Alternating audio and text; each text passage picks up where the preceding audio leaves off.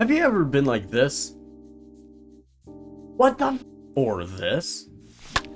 Oh, I'm gonna try to help you out. What's up, everybody? EJ here, back with another video. So today is going to be the pitching tips tutorial for MLB The Show 22 in the tech test. So yeah, if you're new to pitching, if you're experienced in pitching, just trying to get better, I'm gonna try to help you out. Today, just again, some background on me. I am a top 50 player, made 1100 several times, made top 50 several times. I've won tournaments before. I've come as high as top 16 in a circuit for MLB The Show, so I would consider myself good at the game, and I think that I can help you guys pitching because I'm very experienced in pitching against all the best players in the world and beating most of them. Alright, so first of all, I'm going to go over some settings. So I think the best pitching settings in the game are undeniable. I think you got to be in pinpoint. I understand, you know, there's meter, there's pure analog, definitely never use classic. The other two can be okay, but pinpoint is just going to give you the best opportunity to get pitches where you need them to be. So definitely go on pinpoint. I understand it can seem daunting at first. I promise you it's not as hard as you think. If you give it some practice, if you give it a couple weeks, maybe work half an hour every day for a couple weeks, you can get it. I got it within a few days, personally. It isn't that hard. Once you figure it out, the muscle memory stays. It'll never go away. Pinpoint is definitely the best. The par, the thing that's around the ball that makes it so that the ball can go within that region, is the smallest out of any of the pitching inputs, meaning that perfect input on pinpoint will give you the most accurate pitch of each of them. Every other setting is pretty much optional. I like having pitch trail on just so I can see where exactly the ball is going to be going and without it disappearing. I like strike zone pitching view, and there's a reason for that. It's because when I'm hitting, I kind of have an idea of where I want pitchers to be and where I don't want to be pitched in a certain situation. And so when I have a pitching view that is strike zone, I can get into almost the mind of the hitter and think of myself hitting and use some of my pitch selection and strategies as if I were hitting. Those are really the only settings that you absolutely need for pitching. I think anything else is optional. I mean, honestly, the only absolute necessary one is pinpoint. The rest is personal preference. I just like strike zone because of the reason I mentioned. Also just pitch on, just so you can see the pitch the entire way. We're going to be practicing on Legend as well, so we're going to be demonstrating against Wanso, so righty-lefty matchups. This is obviously going to be maybe your hardest matchup of any. And so, you know, just to begin, we'll get the basics out of the way. In order to improve pinpoint, I won't go too far into it, but we're just going to start off with the circle change because it's the hardest one. As you can see here, I was way too slow, and this one, like I said, definitely the hardest. But my recommendation, definitely, especially when you're starting off, you can watch a demonstration of how fast it is, and also you can see where the hoop is at the top. So you can see there again, a little bit too slow. You can watch the demonstration to see how fast they're going. So now we're going to try the fastball.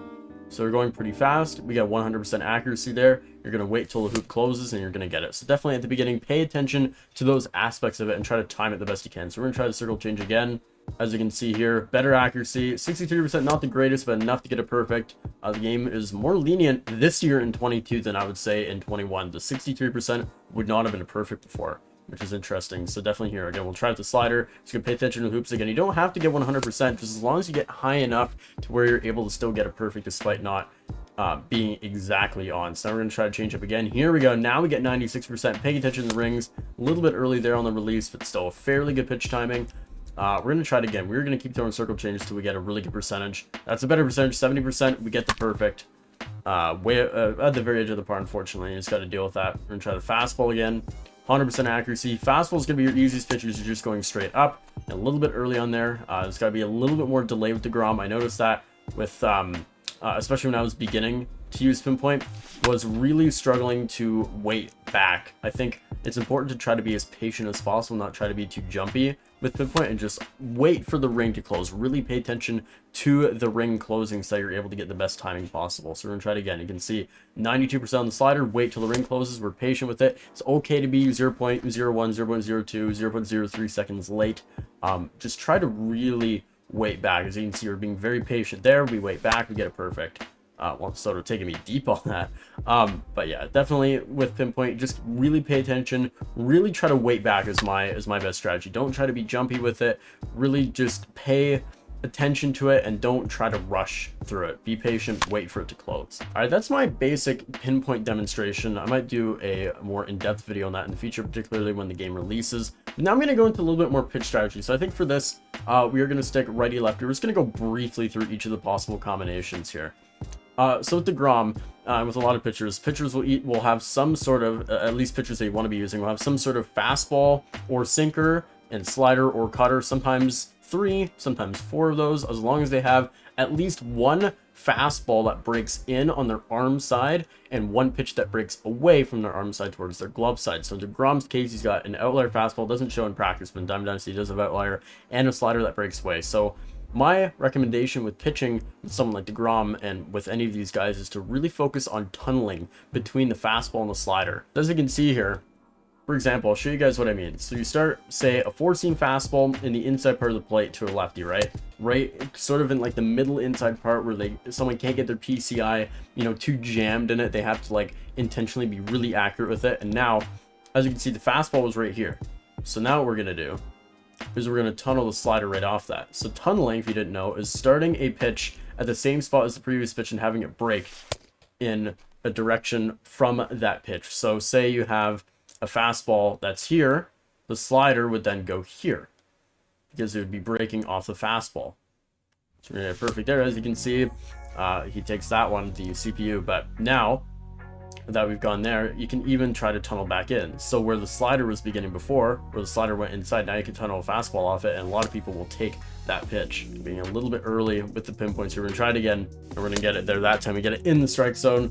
And so yeah, tunneling is gonna be a huge part of pitching because a lot of where people struggle in this game is with PCI placement. When you start tunneling with pitches, you start playing around with different directions of pitches, is where someone's PCI placement can get really, really wonky. Another tunnel that you can do is a fastball to a sinker that is slower than an outlier fastball. DeGrom doesn't have a sinker, but he does have a 2-seamer, which is slower than his fastball. So what you can do is you can throw, again, a 4-seam fastball right here. We're gonna try this again. So we're gonna, you know, throw it right there, perfect. And now we are going to throw a 2-seam fastball off that. So as you can see, the 4-seam fastball is here. The 2-seam fastball moves down and away a little bit. So we're going to throw that pitch right here. And so online, that pitch is going to be really hard to hit. Didn't throw that perfectly, but still worked because the fastball was still at this part of the plate. And then the 2-seamer was here. And that's where the 2-seamer breaks. So it looks like a 4-seamer and it breaks at the end. So now we can just throw another 4-seamer in here. Tunneling now off the 2-seamer, we can get it right in there. And the CPU is very late on it. So definitely tunneling is going to be a huge part of pitching in this game. Just like any MLB The Show game, you're going to really want to play off different pitches and sequence your pitches accordingly. Now, where changeups can be used is again to tunnel now once again off the fastball. You'll notice a lot of what I tunnel is off of the outlier fastball. I'm really trying to take advantage of that with DeGrom. So now we throw a fastball here. Once again, kind of get the idea. The fastball's here. So now we're going to throw a changeup that's going to start here, but it's going to break down, and it's going to break down to right here, and we're going to get this perfectly right in there. He's going to take it that time, but now that we've thrown a changeup there, so the changeup is breaking down, so now we're going to throw a 4-seamer on that. So now we're going to throw a 4-seamer up, and see who's going to take it, but a lot of people will be very late on that pitch. So again, notice how that pitch was down the middle. You don't have to throw every pitch on the corner. In fact, I would actually advise against it because a lot of, especially maybe not the best players, will jam their PCI. What jamming your PCI does is slamming it to a part of the zone to where you can actually throw pitches that are more down the middle so that they're unable to have those little PCI movements that get to it. You know, we call those slam test pitches. You throw a fastball down the middle, but maybe a little bit lower here. People think that, oh, you know, it's going a little bit lower, they have to slam, and then they just take it. So I'm gonna try it again here. We're gonna see, we're gonna get it perfect this time.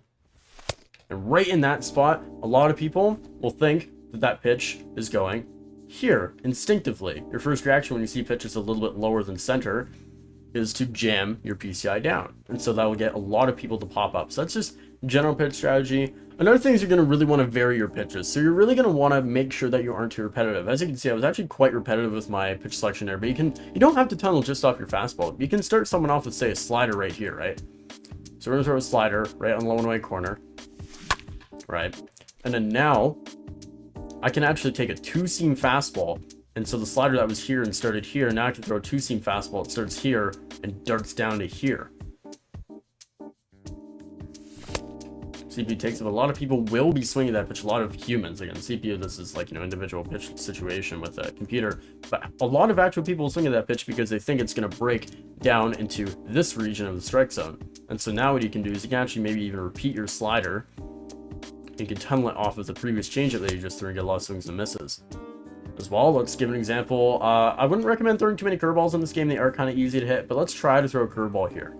So So we're going to get a curveball on low and in part of the strike zone or even below the strike zone. Now what we can do is we can take the 4-seam fastball, we can turn off the curveball. The curveball started around this region. Instead of it breaking down, we can just have it zooming in there on the inside part of the plate. Right there, and look at the CPU just locked up on that pitch. And again, like, generally, you know, I think pitching sequencing can be daunting for some. You may not know how to sequence properly, but I think the main thing is tunneling off different pitches and not being repetitive, trying different things, being creative with your pitch selection, with your pitch sequencing, with your pitch tunneling, just trying to be as random as possible with people. And that, I think, is going to be your key to success. I think it's going to wrap it up for today. If you guys have any more questions, please let me know in the comments below. Sorry if I didn't get to anything. Again, if you have any more ideas for maybe what you want me to include in a future pitching tips video, please let me know. If you have any specific questions for you, please let me know in the comments. I will answer every one of them. I read all you guys' comments, so thank you so much for watching. Yeah, guys, if you enjoyed this video, make sure to like, subscribe, follow my socials in the description below. Yeah, guys, have a good one.